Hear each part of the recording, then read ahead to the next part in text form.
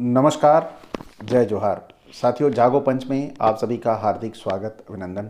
साथियों, आपके सामने मैं इस समय प्रस्तुत कर रहा हूं ललई सिंह यादव जी की पूरी जीवनी।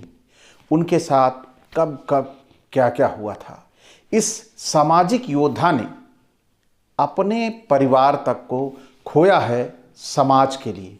साथियों, कहानी वहाँ पर ख़त्म होती है, पिछला एपिसोड, जहाँ पर सैनिक विद्रोह के कारण उन्हें अंग्रेज सरकार जेल में डाल देती है। और फिर उसके बाद जब सुनवाई होती है तो उसके बाद क्या होता है, आइए चलिए सुनते हैं क्या है उनकी पूरी की पूरी कहानी। साथियों, बात ये 6 नवंबर 1947 ईस्वी की है। हाई कमांडर और साथियों को इनके स्पेशल क्रिमिनल सेशन जज ग्वालियर ने 5 साल का सश्रम कारावास दिया। 5 रुपए का सर्वाधिक अर्थदंड के साथ ग्वालियर केंद्रीय जेल भेज दिया गया। पेरियार ललई सिंह को नेशनल आर्मी का हाई कमांडर होने के कारण भी यह सजा हुई। 8 नवंबर 1947 ईस्वी को कैदी सभा का गठन किया, यानी जेल में भी शांति से नहीं रहे, और 1 दिसंबर 1947 ईस्वी मुकम्मल काम बंद शांति हड़ताल इन्होंने कर दिया। 1 दिसंबर 1947 ईस्वी के इस भयानक हड़ताल को देखते हुए अंग्रेज उपनिवेशी सेना और ग्वालियर सेना ने चुपके से रात में पेरियार ललई सिंह यादव का ट्रांसफर सरदारपुर जेल, धार जिले की जेल में कर दिया। यानी अंग्रेज कितना घबराए हुए थे। और साथियों, 2 दिसंबर 1947 ईस्वी की रात को ही पेरियार ललई सिंह ने कैदियों को संगठित किया और उनसे कहा कि हम सब 2 दिसंबर से भूख हड़ताल करेंगे। वैसा ही हुआ साथियों। और 12 जनवरी 1948 ईस्वी पेरियार ललई सिंह ने 40 दिनों की भूख हड़ताल 2 दिसंबर 1947 से शुरू कर दी। और देश की स्वतंत्रता के लिए शुरू की गई यह महान भूख हड़ताल 12 जनवरी 1948 ईस्वी तक चली। अंग्रेजी उपनिवेश और ग्वालियर स्टेट ने इनके समक्ष झुकते हुए सभी साथियों सहित 12 जनवरी 1948 को जेल से बंधन मुक्त कर दिया।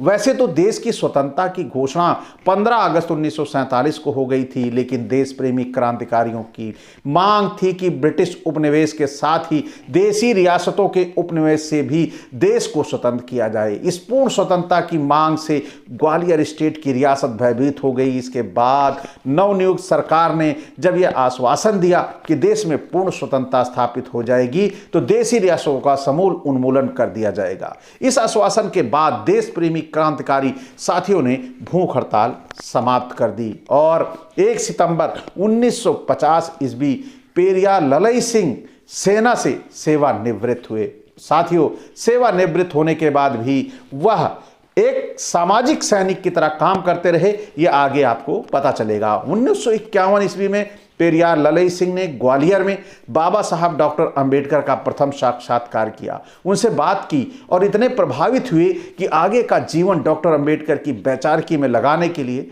ठान लिया। डॉक्टर अंबेडकर ग्वालियर में सिंधिया परिवार की रियासत और भारत सरकार के एक केस में वकील के रूप में सुझाव देने आए थे।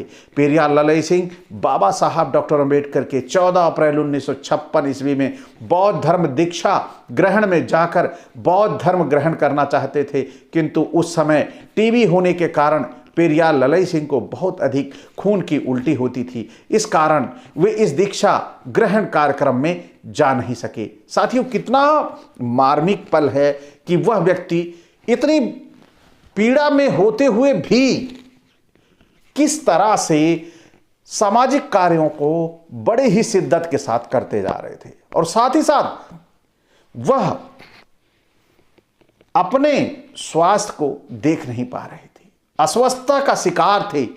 और यूं समझिए कि उनका स्वास्थ्य इतना शिथिल था, लेकिन फिर भी वो लगातार भारत के भ्रमण पर निकले रहे और पूरे भारत का उन्होंने भ्रमण किया।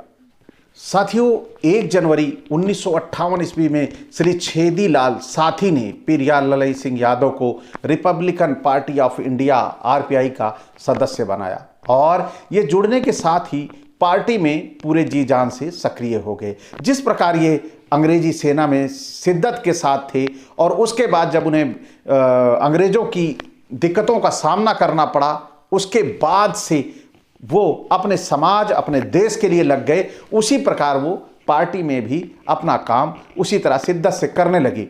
22 मार्च 1958 ईस्वी में चैत्र अष्टमी को सम्राट अशोक जयंती पर अशोक प्रेस का आरंभ होता है। इस दौरान बहुत सारी दुर्लभ पुस्तकों को पेरियार ललई सिंह यादव ने संग्रहित किया। 14 अप्रैल 1959 ईस्वी अर्थात डॉक्टर अंबेडकर के जन्मदिन पर अशोक पुस्तकालय का विधिवत उद्घाटन भी करते हैं। 1959 में पेरियार ईवी रामास्वामी को उत्तर प्रदेशीय बैकवर्ड्स सम्मेलन में कानपुर में चंद्रिका प्रसाद जिज्ञासु, पेरियार ललई सिंह, छेदी लाल साथी, शिवदयाल चौरसिया आदि साथियों ने सभा को संबोधित करने के लिए आमंत्रित किया था, जिसमें पेरियार आए और ईश्वर, देवी देवता की लाखों लोगों की उपस्थिति में धज्जियां उड़ाई और उत्तर भारत में नास्तिक सोच का नवजागरण किया। 1 जनवरी 1960 में बौद्ध धर्म दीक्षा नामक पुस्तिका की रचना की और जिसमें बौद्ध धर्म की दीक्षाओं की पाली से हिंदी अनुवाद और व्याख्या है और यह पुस्तक उत्तर भारत में बौद्ध धर्म के प्रचार प्रसार के लिए मील का पत्थर साबित हुई। 1 जनवरी 1960 ईस्वी वीर संत माया बलिदान नाटक लिखा और अपने अशोक पुस्तकालय से उसे छापा भी और 14 अप्रैल 1960 में इन्होंने पार्टी को और मजबूत करने के लिए और उसका राष्ट्रीय फलक पर विस्तार करने के लिए संपूर्ण देश में एक एक व्यक्ति को पार्टी के लिए तैयार करते रहे। जगह जगह पार्टी के सदस्य बनाए जाते हैं, गांव-गांव जिलों में पार्टी कार्यालय खोले जाते हैं, जिसमें ललई जी बड़ी शिद्दत के साथ अपना दायित्व निभा रहे थे। और 17 सितंबर 1960 ईस्वी पेरियार ईवी रामास्वामी के जन्मदिन पर सस्ता प्रेस की स्थापना की कि जिससे लोगों को बड़ी सुलभता के साथ पुस्तकों की उपलब्धता हो सके, जिससे जन जागरण तेजी से किया जा सके।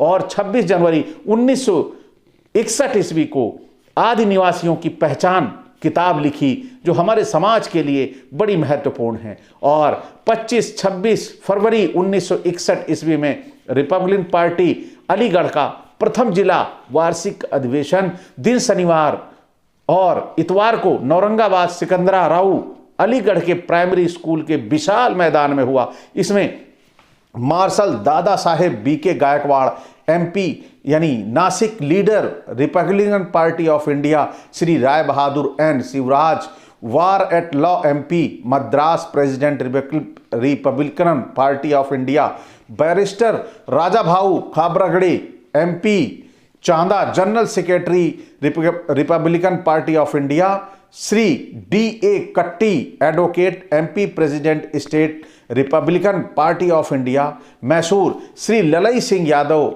श्री छेदीलाल साथी और वकील president state Republican Party of India Uttar Pradesh, professor BP Maurya general secretary state Republican Party of India और गया प्रसाद कुरेल जी लखनऊ के, और साथ साथ मोहम्मद सादिक खां प्रेसिडेंट जिला रिपब्लिकन पार्टी फर्रुखाबाद। यानी बहुत सारे ऐसे साथियों ने वहां पर भाग लिया। और इस कार्यक्रम में श्री शिव दयाल चौरसिया जी जो एडवोकेट थे वो लखनऊ के थे, शिव नारायण साहू जी जो मंत्री थे रिपब्लिकन पार्टी कानपुर के, बहुत सारे नेतागण भाषण देने आए। और 1 सितंबर 1961 ईस्वी को पेरियार जी ने शोषितों पर धार्मिक डकैती नामक एक पुस्तक की रचना भी की और 14 अप्रैल 1961 ईस्वी को शोषितों पर राजनैतिक डकैती की पुस्तक, यानी पहले तो एक पुस्तक लिखी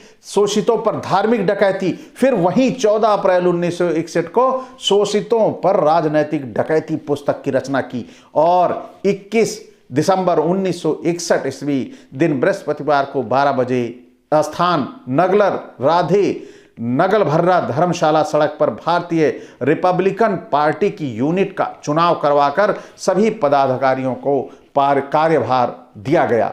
यह टुंडला, एतमादपुर, आगरा, उत्तर प्रदेश में पार्टी का विस्तार था और इससे पहले पार्टी का यहां पर कोई विस्तार नहीं था। तो साथियों, ये था ललई जी का एक जो जीवन परिचय है, किस प्रकार से उनका जीवन संघर्षों में गुजरा, किस प्रकार टीबी यानी क्षय रोग जिसे हमारे समाज में हो जाता है, उसे लोग सामाजिक दूरी बना लेते हैं, लेकिन इतनी भयंकर बीमारी होने के बाद भी वो ललई यादव रुके नहीं। लगातार समाज में सामाजिक जागृति के लिए, राजनैतिक जागृति के लिए, धार्मिक जागृति के लिए डटे रहे। उन्होंने अपने स्वास्थ्य की कोई परवाह नहीं की। ऐसे थे हमारे ये भारत रत्न पेरियार ललई सिंह यादव। साथियों, आप सभी जरूर इस वीडियो को ज्यादा से ज्यादा उन लोगों तक पहुंचाएं जो हमारे समाज के लोग अंधविश्वास और पाखंड में ग्रसित हैं, कि कैसे आपके समाज के एक पुरोधा ने अपने स्वास्थ्य का ध्यान नहीं रखा, अपने परिवार को परिवार नहीं समझा, पूरे समाज को परिवार समझा। वह भी 70 बीघे के मालिक थे और साथ ही साथ गवर्नमेंट एम्प्लॉय भी थे। तो चाहते तो वो राजसी जीवन जी सकते थे, अच्छा जीवन व्यतीत कर सकते थे, लेकिन उन्होंने अच्छे जीवन को ठोकर मारकर सामाजिक सेवा की वो राह चुनी जिसमें पग पग पर हमारे अपने ही धोखा देते हैं, हमारे अपने ही साथ छोड़ते हैं। अंधविश्वास और पाखंड के नाम पर वो चले जाते हैं उन मनवादियों की ओर।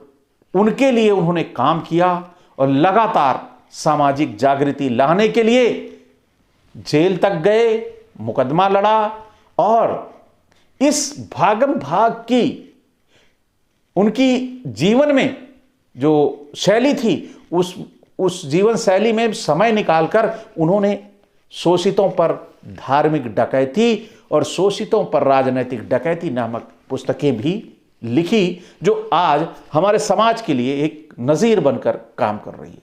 तो साथियों, आप इसे ज़्यादा से ज़्यादा लोगों तक शेयर करें, जिससे हमारे इस भारत रत्न पेरियार ललई सिंह यादव की जीवनी को लोग जान सके, समझ सके।